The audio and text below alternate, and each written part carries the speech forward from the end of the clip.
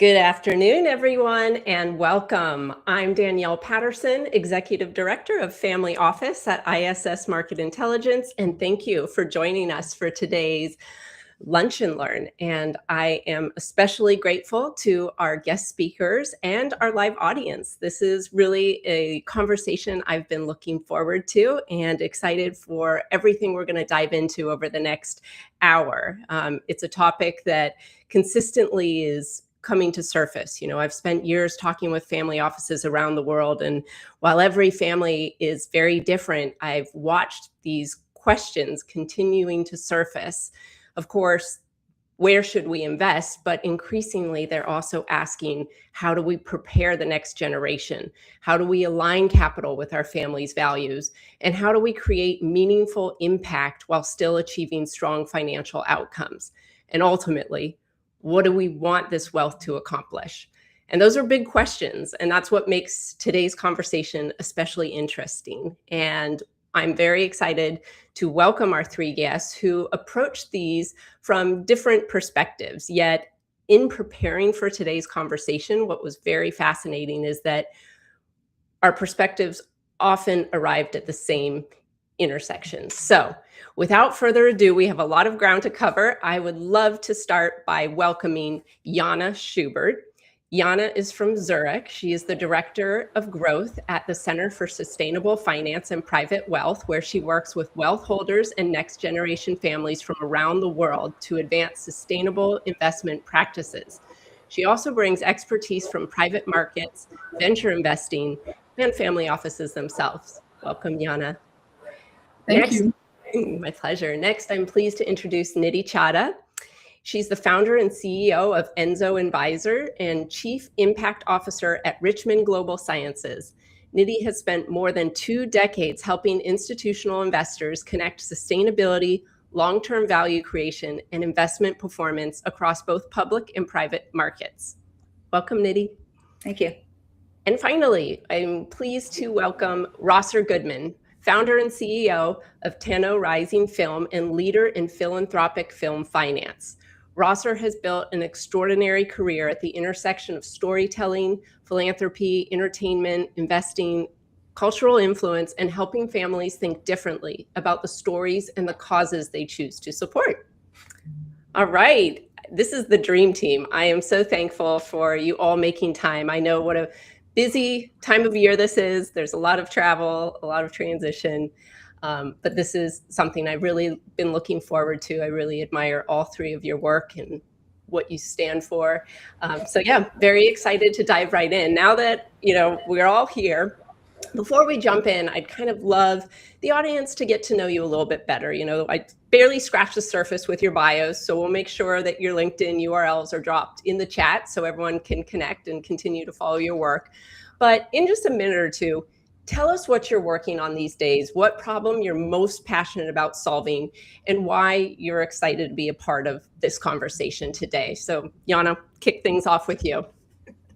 Thank you so much, Danielle, and excited to be speaking with these excellent co-panelists here.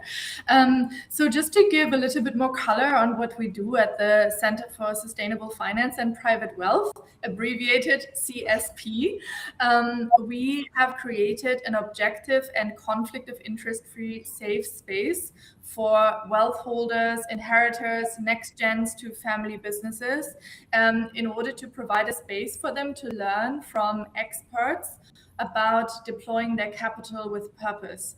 This can mean very different things for different people. Our job is not to prescribe what impact looks like or how to do impact exactly, but what we do is we provide the education in an objective framework, i.e. we don't offer any kind of financial products, financial advice, deal sourcing, or anything that we could sell to these ultra high net worth people. And this is how we create this very intimate safe space for them to share also their challenges. So how to access, the control over how their wealth is being managed and deployed, family dynamics, as well as very soft feelings or kind of soft factors around navigating, inheriting a lot of wealth. There can be shame, there can be, distancing around it, etc.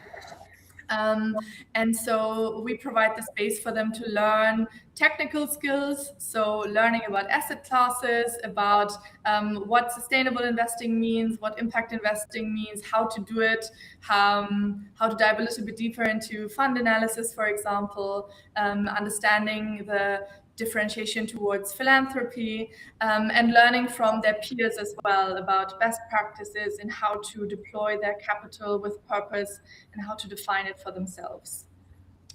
There is so much there. I mean, what powerful and important work. And actually, now thinking back, the honoring the chain of introduction, it was actually Rosser that introduced me to CSP, and just she had such amazing things to say about the work that's being done. And ever since then, you know, my relationship with Vicky, whom you work closely with, Jana, seeing the different programs that you host, seeing like the labs, the year-long process that you guys are getting ready to launch. I mean, that is so valuable. And you imagine not only are they learning through the program and through what, you know, the instructors are helping make available, but from each other, and not feeling alone and having that community. And I imagine those relationships and the collaboration that probably comes out of, you know, finding that alignment amongst peers is probably very, very powerful. So grateful to have you, and thank you for diving into that. Let's see. Shall we go in the order of how I introduced you? Let's hear from you, Nidhi. Hi, everyone. Yeah, nice to be here, and really excited about today's conversation with old friends and new. So I am the founder of Enzo Advisors. We are a sustainability and climate advisory practice focused on both small, mid-cap, and private companies, so portfolio companies of private equity, as well as supporting investors across all asset classes. And our focus is really on the so what of sustainability. Why does it matter at the end of the day? To drive business value. We get beyond the CSR and the glossy print and the reports, and really want to hone in on what are those operational drivers that are going to be meaningful to both investors and companies, and how are we going to be able to think about that from a long-term value creation standpoint.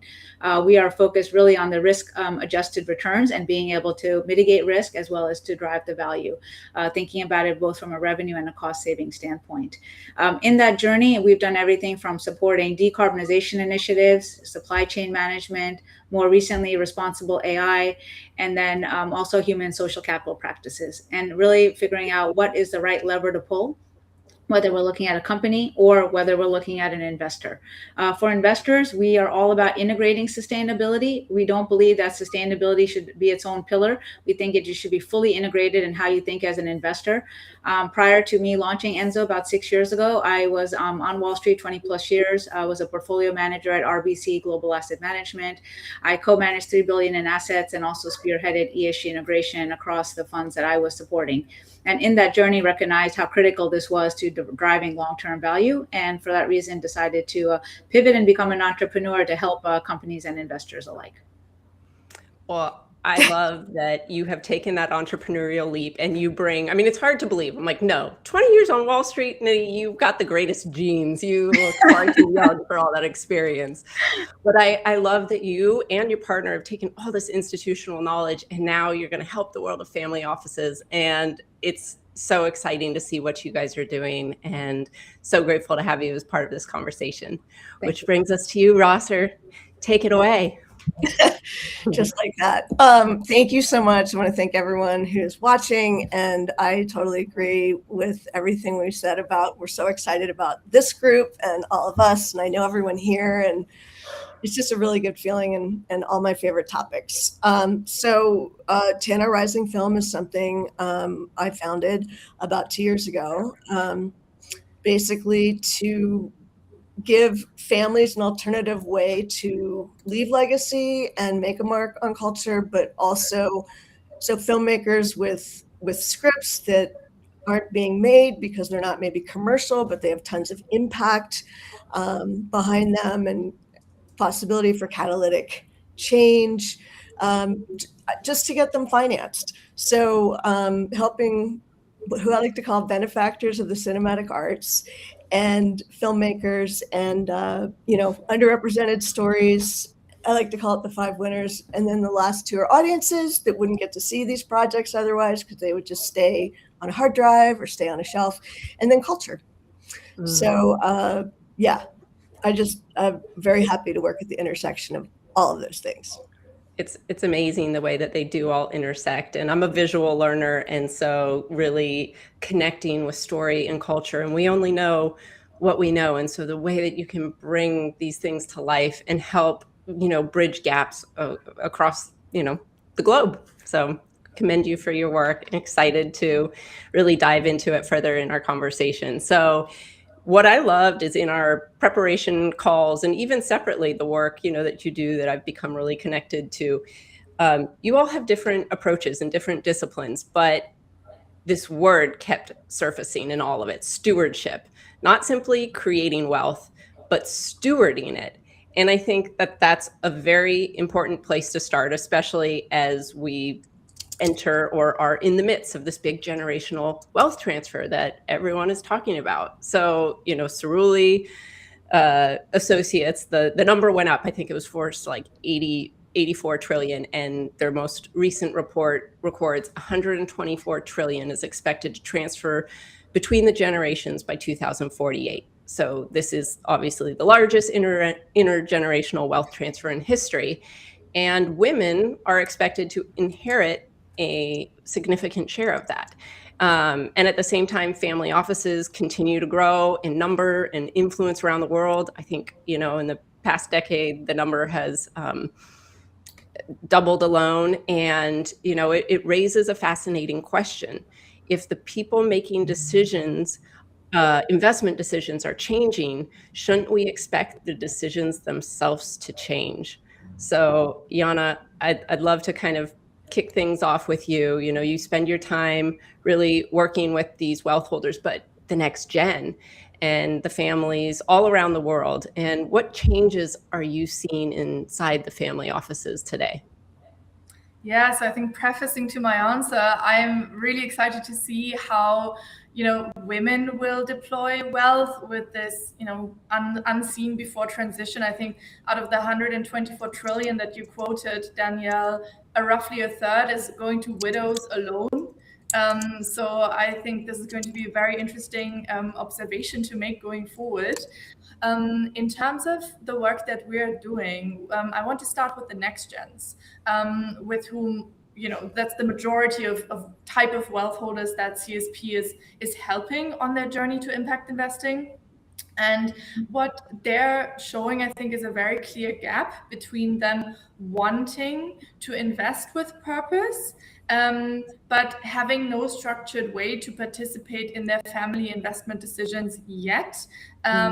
And we help them gain confidence, technical skills, and best practices on how to gain more agency and how to see which solutions could they have now to contribute to their family's investment decisions. This could be a carve out for their impact activities, or this could go as far as working with the whole family office to really pivot the investment style, or at least integrating sustainability and impact actions there.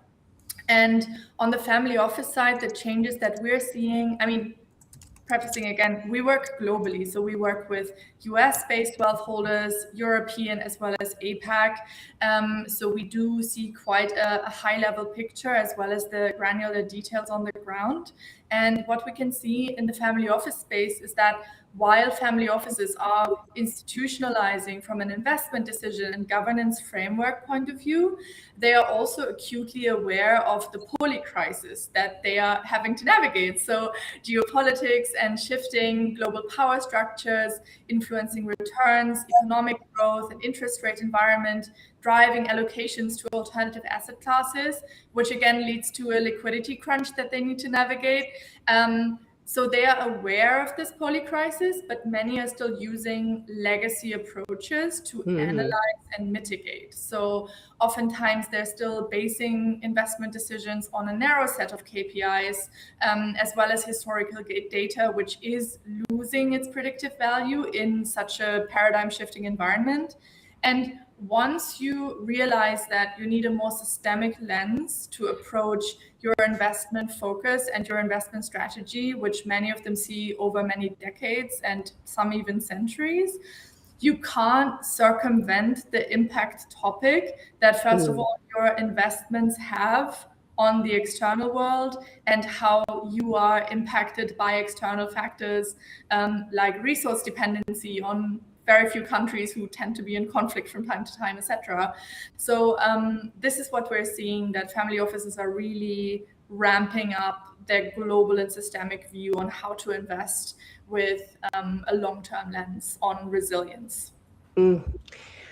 I love that you help these next gen find their footing. You give them the education to then have the confidence and to find their path. I think too often there's just not enough transparency, communication, or education around where they can contribute. And so really helping them find that footing. And it'd be so interesting. This could be a masterclass all on its own, but just the differences from around the world. And if you can highlight different trends that emerge based on the location of the family, and just amazing to then take a step back and to look across the global lens. But yeah, really fascinating times that we are in right now. The way that AI, the technology, I can't even imagine, what 1 year from now, there's so much rapidly evolving. And so really helping define those paths actively as not only the family office sector, but the world at large is going through so much evolution.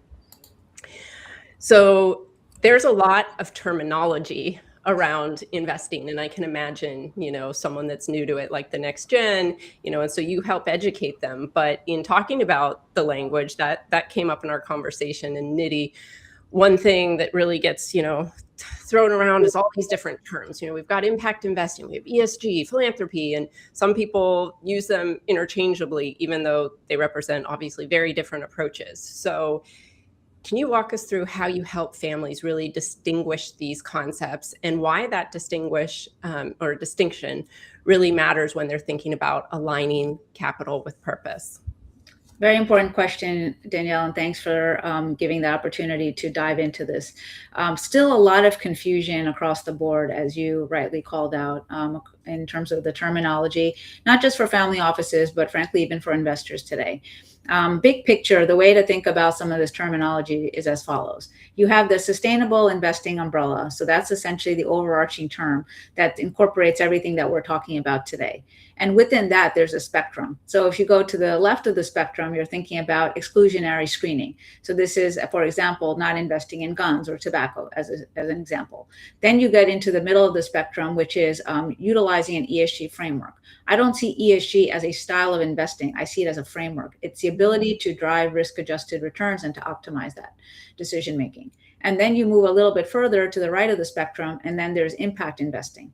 Impact investing is essentially just incorporating measurable environmental and social outcomes in addition to financial returns. And then separately is philanthropy. Oftentimes people confuse impact investing with philanthropy. If you are an impact investor, you do still care about financial returns. In fact, you probably still care about them before you're even looking into the impact data in many cases.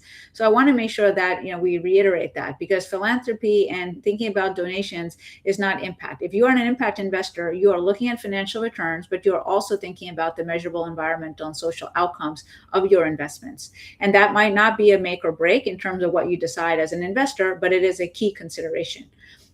Think of externalities and impact as something that's being thought about externally and what the impact is in the environment. Whereas with ESG, we're looking a little bit more about the company's operations and what they are doing, some non-financial metrics within the operations to drive and improve their returns. So that's another important consideration of thinking about ESG versus impact. If I give you a simple example, if we were to look at a company today and they're a factory and they're creating some goods, how they create the goods and the process around their supply chain and what they're doing internally on environmental factors falls under the ESG consideration, versus let's say they're polluting a body of water and the health effects around that would be a negative externality that gets accounted for in impact investing. So hopefully that provides a little bit of sense on, walking through how you're thinking about each and every one of these levers. And to be a robust investor, you want to be able to think about both that internal and the external component, because you have to think through all stakeholders. I need the visual cheat sheet, and I love that you start with ESG as the framework, and that's so important, that distinction and just laying it out. And I almost like picture the spectrum. And I know later in this conversation, I really want to dive into kind of the misconception that because it's impact investing, it doesn't drive stronger returns. And that is something we are going to get to. But before we do, Rosser, not to just mix it up, but while we're talking about terminology, I was going to bring this up a little bit later in our conversation, but I think it fits appropriately. You work, of course, in philanthropy, and we've talked about, donor advised funds. You even on our call brought up something new, which I guess I get to learn from at Opal around venture philanthropy.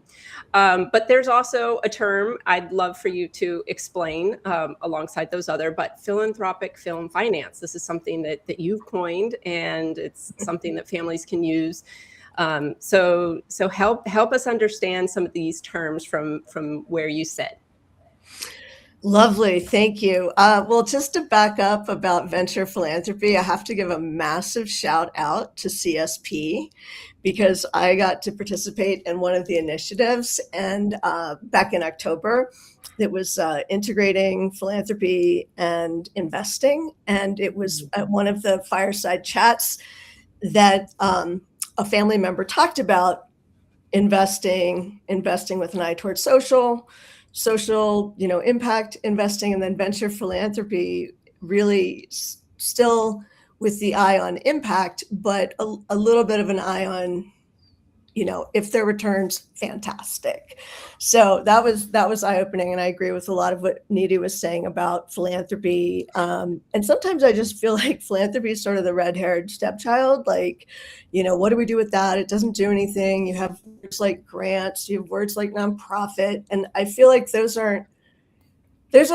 words don't even do justice to the power of philanthropy. And I'd love to see us actually come up with a more current definition, schematic for all of that.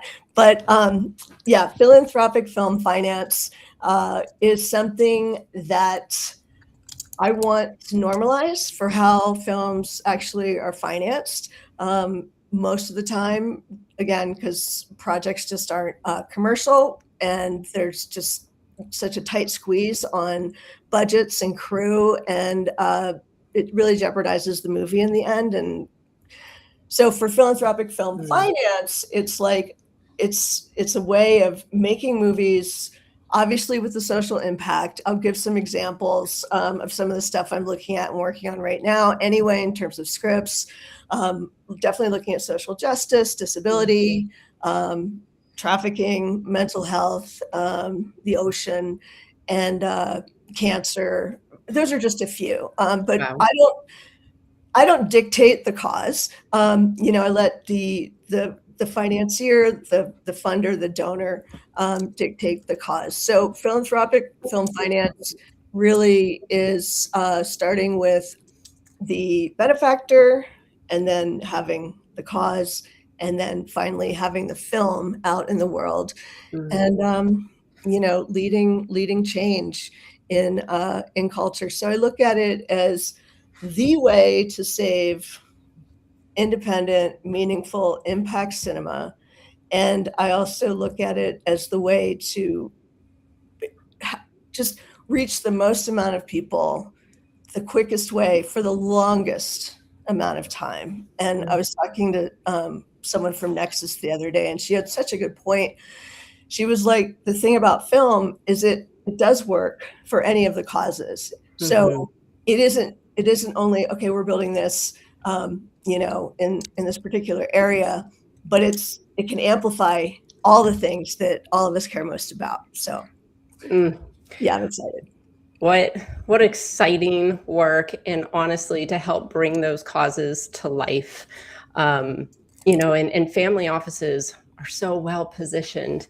So many of them are able to move these causes. I think of Ron, one of my mentors, and his example of Michael Milken, and how he basically made it so that men will die with prostate cancer, but not from prostate cancer. And that cause and what he was able to do for the world. And I just think there's so much good to be done when we align this capital with purpose. And so that leads right into the next topic, which is really that, aligning capital with purpose. And one of the biggest misconceptions is the belief that purpose and performance somehow compete with each other. But I really want to break that down. And I think a great way to start is really just defining what aligning capital with purpose means to you specifically. So Nidhi, if you want to kick this one off, because you were the one that first challenged the assumption that purpose and performance somehow compete. And I'd love if you have like an example that you can maybe illustrate this for us. Absolutely. So from my public equity days, I saw this as an investor, and then I see this today even as an advisor working with private companies. So I'll give you a textbook example. We all know Costco, household name, retailer. So Costco has been known for having really strong human social capital practices and good employee loyalty. They have a 6% annual turnover, 6%. The annual turnover for an average retailer, 60%. Oh my gosh. Yeah, exactly. So you think about it, this is just one aspect of their business model, but it's a very core and differentiated part of their business model. Costco has been a major outperformer, in the retail space and against the S&P. And these are the types of factors when we dive into the environmental, social, and governance pillar. What are those practices that are maybe non-financial in nature that might be helping to drive some of those long-term returns? So if you have a productive employee base, you don't have constant disruption, and you're continuing to grow, you're likely to support that shareholder value creation. And again, this is one avenue of it, not the whole story, but this is when those pieces are basically building blocks along the way. That's one example in public equities. In private markets, I've worked with a private company, a portfolio company in private equity, where they had a story of sales, looking at their sales reps, and some of their sales reps had very long-standing tenure in certain markets. And when we dove in and recognized, what those relationships were, we saw there was a lot more we can do on productivity with that sales force. So from an operational standpoint, we worked to reorganize the sales team to make sure they were focused on those core relationships to drive productivity. And this way, their time was spent on those relationships that really mattered. So we actually did a deep dive on that to help implement that plan to really focus in on how that could drive long-term sales. So these are examples of, where you think about sustainability, whether it's environmental, social factors, and governance, frankly, is table stakes to drive risk-adjusted returns. Wow. Those statistics don't lie. Those are really powerful examples. And it's amazing when you look at things holistically like that, the ripple effect it has, not just on profit, but on the quality of life and the company culture. So thank you for sharing those. Jana, I know, obviously everything that you're about your work is really aligning capital with purpose and helping the next gen, make that impact. But something that you had said leading up to the conversation that really stuck out was really focused on around the academic research and how it is more nuanced than what the headlines suggest. And I was hoping maybe you could break down some of those myths when we're talking about aligning capital with purpose. Absolutely. So I think on the academic research side, the answer is, as always, it depends, right? What's exactly the thing that you're measuring? And I think I want to comment quickly on the academic side, and then I want to just dive into examples, because in terms of private markets, we are at this point not aware of academic research that impact labeled funds have underperformed. So the jury is kind of still out on this.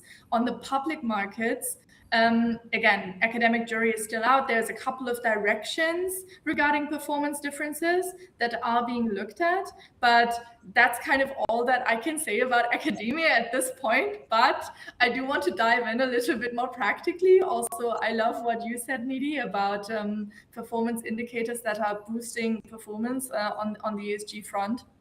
I think the main message that I want family offices to take away from this is when you deploy capital in impact, which usually means private markets, don't be average.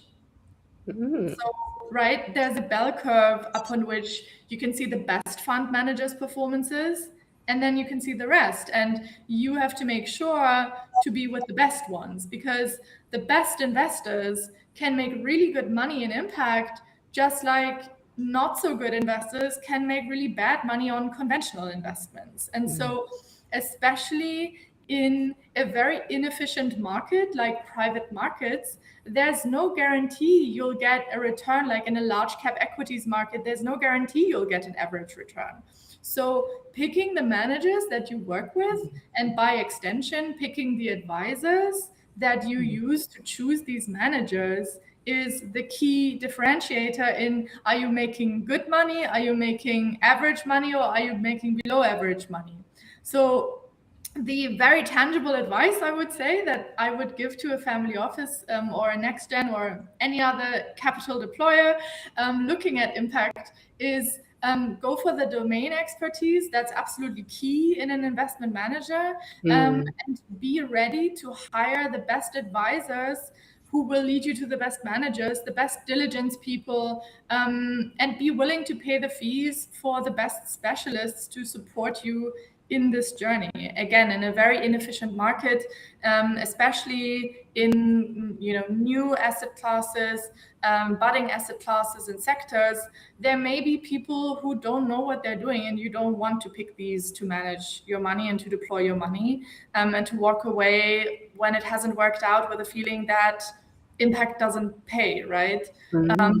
If I still have a second, I could dive into a few thematic examples, if that makes sense. Yeah, go for it. You have my full attention. This is captivating. And don't be average. That is powerful. It is good to be a family office through being average. So I mean, nobody wants to be average anyways, right? In any aspect of your life, I hope. So one example is, for example, if you look at place-based investing, again, you have to define what impact means for you. If it could be place-based, i.e. investing in an African country, there are models that have been working better than others. For example, private credit is one of the models making money, for example, in Africa, because these are loans that have to be paid back, i.e. it's automatic liquidation. When you're deploying equity, through private equity, through venture, you are dependent on an exit. And again, I don't want to generalize across a whole continent, but there are cases where exits in Africa have been challenging. And then how do you get your returns back in a private equity model, right? And so in this example, private credit funds have done quite well. They also tend to have a higher diversification than the equity side. They often, they tend to lend only against a collateral like land or machinery, and that makes it replicable and scalable. I think now we can hear the dog a little bit, but and so you really work with these local experts to understand that this may be the best investment vehicle for this geography, for example, right? Again, just an example. I don't want to talk too long about this, but obviously we can dive deeper when you wish. No, I'm so inspired, and I'm like, yeah, no, we need its own masterclass. And I apologize. This is the joy. I tried to lock my dog out, and somehow she's made her way in, and then the Amazon delivery came. So apologies for the background noise. Woo! Well, let me ask a question so we can put my my mute on and get back to our conversation. But so insightful, Jana. I mean, it just incredible, these case studies and these examples and what you're seeing, and what we can, the actionable insight that we can take from that. I'd love to talk about some of the shortcomings that families make, and Rosser, in the work that you do, do you see families getting stuck in their goals, the impact, the purpose they're trying to drive, and what do you think kind of is that roadblock? Well, let me jump into what we all were just talking about, Yeah. and actually also make a comment on the dogs. I think we should all bring our dogs and bark, and that includes the audience. Let's just have a dog moment. Or a dog lunch and learn next time. There we go. Yeah, this is such a great topic, and I'm so glad it's talked about so much and everywhere I go and here as well, which is impact investing, and then what we're saying, venture philanthropy, and then philanthropy, and what has to be put into this discussion as we're talking about asset classes and what makes a good investment, and PE and all these things are donor advised funds, which also are known as DAFs, DAF. So what's really great, I mean, there's so many great things about DAFs, and I'm sure a lot of the audience already knows, but for those that might be just still a little bit in the dark, the tax benefit occurs when you are putting that capital in the DAF. So it's just sitting there, and it's only earmarked for philanthropic charity causes. Now, that's not to say it can't be used in impact investing, but that can be another topic for somebody else. But in this case, I'll just say that part of my journey with all of this has been education on letting people know to even check if they have a DAF, because there's over $3 trillion just sitting in DAFs. That money's still getting invested by whoever your DAF sponsor is, or or your big bank, and it's not necessarily going toward a cause or philanthropy. And most people just don't know they have it, don't know how they can spend it, and don't know that it's really there to be spent on philanthropic causes. So one of the takeaways I just want everyone to do is, after this, find out more about DAFs, find out if you have a DAF, and who it's with and how it's being handled and how the sponsor's actually investing it, because you can invest it the way you would like, or at least advise on that. So yes, DAFs. And then what's the new question? Are you on mute? Yeah, there we go. No, I'm so glad you brought up DAFs. It's something that I learned about literally just through having conversations like these, interviewing experts. And I was grateful when I sold Family Office Access. What did I do? Set up a DAF.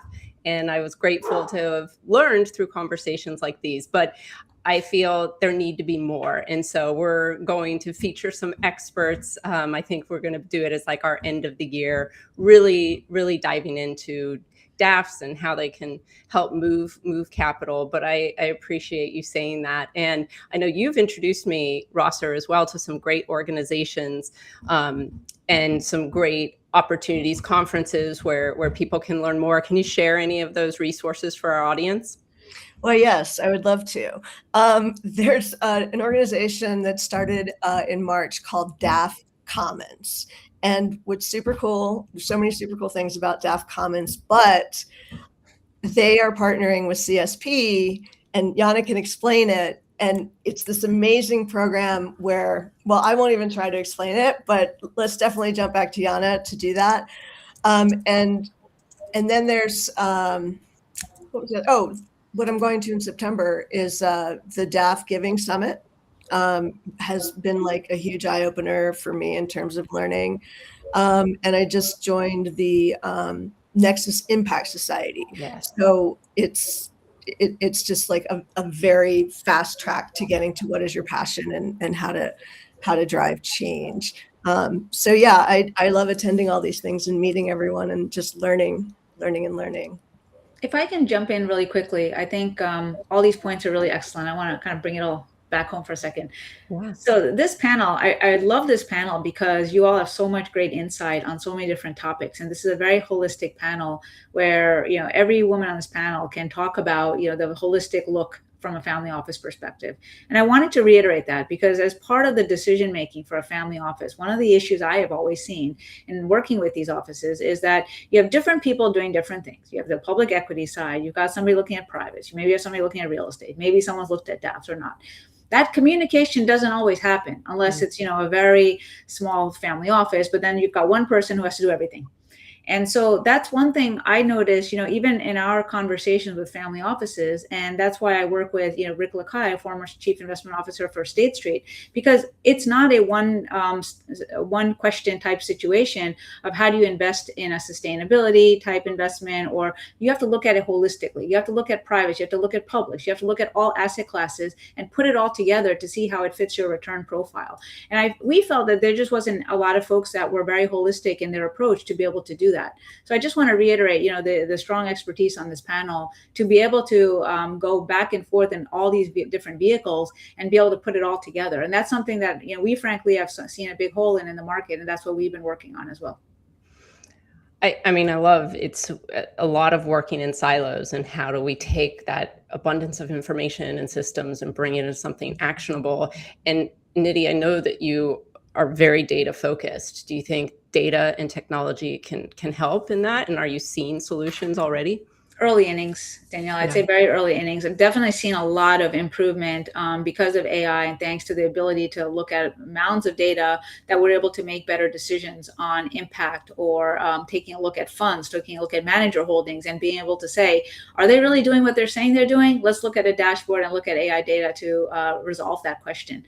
So that's the positive. The negative is that not everyone's really thinking about what's driving the data. So garbage in, garbage out model. I'm seeing a lot of that as well. So as an advisor, we have to be very careful and really understanding and vetting, where that technology is coming from, which technology platforms are family offices using, because one big pillar that I drive in my business is responsible AI. So I wouldn't even be a responsible AI advisor if I weren't looking into that very carefully. And this is a topic, I'm on the editorial board of a new magazine that will be online pretty soon. It's called Artificial Intelligence and Responsible Management. And we're going to be talking about some of these topics on choosing technology providers, thinking about the guardrails, thinking about some of these use cases for AI. So understanding the puts and takes. So just knowing that information's out there, but recognizing where there could be a catch in some of the data, and being mindful of that in your overall decision-making process. It's fascinating. I mean, from where I sit, data, technology, it drives alignment and it can help support relationships, but ultimately there's a lot of, relationship trust that still needs to be that human layer. And how is that trust formed? And so much of it is, it's like an energy exchange. And, so much of that just comes down to values and how you relate to one another. And that kind of brings up something that's interesting. I mean, yes, wealth can be your assets, but it can be so much more. It can be these relationships. It can be this wisdom. And, most importantly, it's the responsibility. And so when we talk about the wealth transfer and transferring this all, Jana, how do you see next generation leaders really approaching wealth differently than prior generations in regard to what wealth really means? Yes, thank you for the question, Danielle. And I want to talk about the next generation, and I want to quickly touch about on family offices as well, that they are part of. So I think on the next generation leaders, crucially, they're not passive. They arrive with stronger opinions about governance, about transparency, about what the family portfolio stands for, even before they have formal authority in the deployment of the capital. So that's a very strong angle that we're seeing with the next generation. They also show higher adoption and higher openness to private equity, private credit, sustainability-focused vehicles. which leads to also their high conviction, also leads to them seeking customized investment and impact-focused wealth management firms. So many of them have grown up in families that were serviced by, the private bank for centuries or for decades. And that private bank may not be the most advanced and progressive when it comes to picking impact funds on the private market side, for example. So the next gen is ready and willing to switch wealth managers, advisors, and oftentimes they're kind of in a bit of a information black hole because they don't know whom to pick. So that navigation we see is kind of a struggle for them, and obviously even getting access to the deploying the money. That's a huge opportunity for advisors, learning how to speak directly to those challenges. And there's so much that's shifting.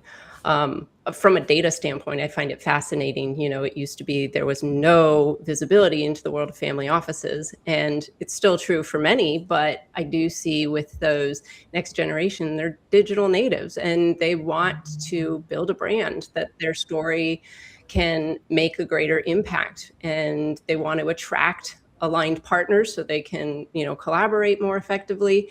And so it's been fascinating just from a data standpoint to look like 5 years ago, how many had websites, now even social profiles. And it's really interesting to see what that data reveals and really explore, well, why is it changing? It's, we live in an information era.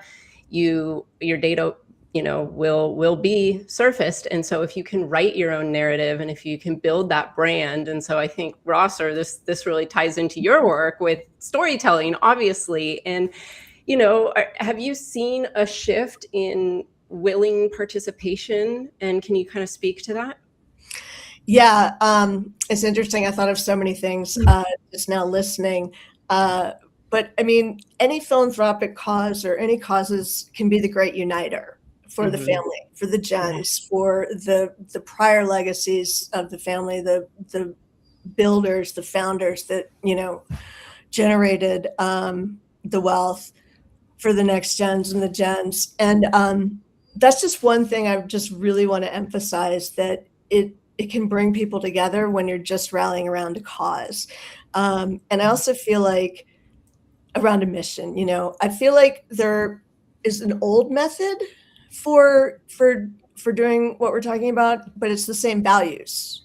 And then there's the new method. So similar to what you were saying, everyone's growing up, having never not had digital and internet and all those things. And so there's a major different, obviously, perspective on, how big the world is and also how small the world is, back to how big the world is. So I feel like, in the past, the legacy leaving had sort of, very structured, sort of elite status mindset to it of, well, we give here and we give there. And now I feel like it's less about what it does for you and more about what it does for others. So I do feel like there's a shift, but the values are the same. Wow. I love seeing the world through that lens, and I definitely am seeing that. And just the level of collaboration, I think families want to work with those that they trust and that, that share their values. And so that was also interesting. We did some diligence, of course, through the 6 months of it for the acquisition. And we really took a hard look at who are our customers. And increasingly, they're becoming families looking to either benchmark, understand how others operate, but more increasingly to collaborate. And we do see, them launching their own funds because they're sophisticated and they want to, really be able to invest in those things that they're passionate about, raise money for their portfolio companies. And I'm just, very encouraged to see the openness of the next generation and that willingness to learn, collaborate, and use their family and their story and their values to create that ripple effect. Nidhi, how do you see investment decisions and the priorities changing through your work? Very similarly, I see the next gen very focused on integrating sustainability and thinking about values-based investing as part of investing. Most conversations are not that this is something separate and go talk to so-and-so or this advisor. No, we actually think about it. We don't separate it out. And that's the conversations I'm seeing in next gen 3 and 4, down the road. They're very positive about incorporating this. They're very open to utilizing AI and other technologies to think about this holistically. What also I am seeing, and I think this is a very important opportunity for family offices, is that family offices, and speaking to them directly today, you all have the ability to go there with your capital, flexible capital, and to make a difference. To think about, where those opportunities are, where you can add value, because you can look at something holistically and say, I want to help with gender equality, or I want to help with climate change. Well, guess what? Climate change and gender equality kind of go hand in hand a little bit, because you see the challenges with all the damages that we're seeing, and the developing markets are getting hit pretty hard because of that. So there is a disproportional impact. So the ability for a family office to incorporate all that and then layer that with financial analysis is very powerful. The ability to incorporate very creative instruments in getting that done is also very powerful. So I think family offices are in a very unique position to keep things moving forward. And even though we've seen some headwinds with the administration in the US in particular, that doesn't stop the family offices from moving ahead with private capital. Private capital is a really big part of this overall equation. So I'm continuing to see that drive forward, which has been very exciting. Does anyone have anything to add on to that? That is just, I hope everyone leaves this feeling encouraged, inspired, and optimistic. I'd love to, future forward thinking.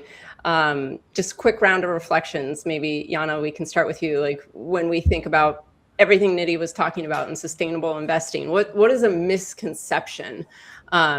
And how do you hope that through next generation leadership, we can see this disappear over the next decade? So I actually want to place two misconceptions, if I may. Okay. One misconception is exiting public equities of brown companies has any sort of impact. It does not, because markets are efficient. This is, I think, such a big misconception. People are saying, exit this and this sector. You can do that in order to exclude, to feel better, or to not wanting any exposure to it from an investment point of view. But know that you exiting a public company, unless you deploy trillions, will not have an effect, because public markets are efficient. And the second misconception, I think, is passivity is an escape from responsibility. There's a lot of feelings about inherited wealth. There is shame. There is wanting to kind of negate almost that you're in charge of so much money if you're not comfortable maybe how the money was made. But everybody has to understand that, especially with the immense distribution of wealth towards the top 1%, taking control of your wealth's direction is the responsibility of everyone in the lucky position to steward it. And being passive and not looking at it still has an impact, if you want it or not. So you better get active and inform yourself and get into the game of impact. I love it. So empowering. And, there are so many hidden dynamics around wealth, and each family has a different story to tell. And I think, it's when we learn the dialogue and we gain that confidence, and when we have some of those hard conversations, some of the things that are taboo, we need to surface those so that we can move past and, like you said, make greater impact. And, again, it comes to the narrative, the dialogue, the stories, the legacy of the family. And Rosser, that's your world. That's the lane that you work in. And, if you could encourage every family office who's listening today to do one thing differently tomorrow, what would it be? Well, what already drove home, like, see if you have a DAF, see who's sponsoring your DAF, see how much is in your DAF, and, how it's being invested without you even knowing. And I also think it's just part of what's already happening, which is so amazing, which is really redefining legacy. It's not something that has to happen after, someone departs the planet, but we can define it now. And it's just a very fast moving train with the rising gens and the next gens who just can't wait to jump on. So I'm very, very happy and optimistic about the changes and the evolution. Amazing. And before I open it up, Nidhi, any closing thoughts? You shared what you're optimistic about, but I want to give you the opportunity to chime in before we open it up to audience questions. Definitely. Thank you for that. And there are definitely a lot of themes right now in sustainability that I think family offices can get really excited about. Areas that I've been focused on, women's health is a really big area. We're half the population, but yet a small percentage of dollars goes to that direction. So hoping to bring capital to that area. So seeing a lot of activity there. Energy transition, it's a global trend, a mega trend right now. I had the good fortune of being able to travel abroad several times over the last 12 months, and every conversation, irrespective of what you feel on the political standpoint, is focused on the energy transition opportunity that we're seeing thanks to AI, and of course, thinking through all the other sidebar opportunities on infrastructure, grid optimization, another really interesting area. And third, I'm seeing a lot in sports and sports impact. There are, of course, so much dollars of capital that are available, and these athletes have done so well. Many of them want to give back and drive impact. So I'm seeing a lot of activity across the board. In some cases, valuations have spiked in some areas, but that being said, for an impact investor, you're also able to measure that environmental social impact. So very exciting times, in my opinion, on the impact side. It's a $1.5 trillion industry for a reason. So looking forward to it. Wow. Amazing. Well, this honestly has been such an optimistic, inspiring conversation. We're going to take I can't believe I'm looking at the time. I'm like, oh my goodness, I apologize to the audience because I didn't leave a ton of time, but we'll take one or two. Jenny, thank you. Jenny Ogden, as a storyteller focused on social impact, my thinking always follows my theory of change that informs what I create. Inspire, empower, transform. Does the story experience inspire? Is there a call to action? What is the vehicle that empowers? Oh, and I unfortunately, Jenny, I'm going to see if we can get the second part of your question. It cut off here, but I'm sure this connects right to your heart, Rosser, with the work you do. Are you familiar with Jenny? I'm not sure, but what I will say is there's so many valuable points just in this first part of the question. And in terms of data, one of the partners the Tano Rising film has is Plus Media Solutions, founded by Julie Davids. And that is precisely the period on the exclamation point of the movie once it's finished. So in this case, when the movie's complete, when the movie finishes, but the credits haven't started, there's a QR code that comes up while you're still on your couch or in the audience, while you're still, before you go make another cup of coffee, and you're really in it and you want to know more and you really want to help with change. So you scan that QR code and it takes you to an impact hub, where it isn't just about giving money to the cause or this, but it's what's happening in your community. What can you do? And it just goes on. And then they're able to track that data in real time, which I'm thrilled about, because then I can report it back to the donor and say, this is what's happening, every screening, every time. So totally agree. I'm always thinking about audiences and always thinking about, how can you measure that impact? So great question. Amazing. And we apologize that the rest got cut off, but you handled that perfectly. Dr. Chen Zhu, next gen leaders often get handed two things: capital and a mandate to be innovative without losing any of it. Any advice that isn't just be patient? I could jump into that one. Yeah. So right away, definitely think about the problem you want to solve. What are you most passionate about in terms of the area to focus in on? And then thinking about public-private partnerships and thinking about how you can get creative with capital. You don't need to just sit and wait and be patient. You actually need to be able to go look at a problem and say, well, what information do I have today? What data can I collect? And what kind of capital structures and partnerships can I put in place to drive impact? And being able to help any company or whatever situation you're looking at. There are ways to think about, on a very cursory basis, what is the baseline data we need and what can we do to improve that situation? A lot of it's going to come down to partnerships with public privates, but also being creative on, how we can develop different types of funds and different types of vehicles, thinking even about how the UN works, right? Thinking about first loss capital funds and all sorts of different ways to be creative about that. So definitely don't need to be patient. I'd say time is of essence in trying to figure out which problem to solve and then putting the pieces together to do so. Everything has just been so empowering about this conversation. And I know there were more questions, and apologize, but I want to be so respectful of everyone's time. We are at 2, but before we jump off, love to know, each of you, tell us how we can follow your work, connect, keep informed by the brilliant work that you're doing. Rosser, let's start with you. Okay, let's start with me. Really, I'm just going to say LinkedIn. LinkedIn, my own profile, I respond to all those messages. I love LinkedIn, can't say enough good things about it. And there's also a philanthropic film finance discussion group. It's a private group, so you can, request to be in that. And then there's our company page for Tanner Rising Film, which, has all the updates. So LinkedIn. Amazing. And I'll look forward to seeing you next week at Opal in the Hamptons. I can't wait to find anyone else who will be there, connect with us. Yeah. Jana, how about you? Very quickly, follow the Center for Sustainable Finance and Private Wealth on LinkedIn.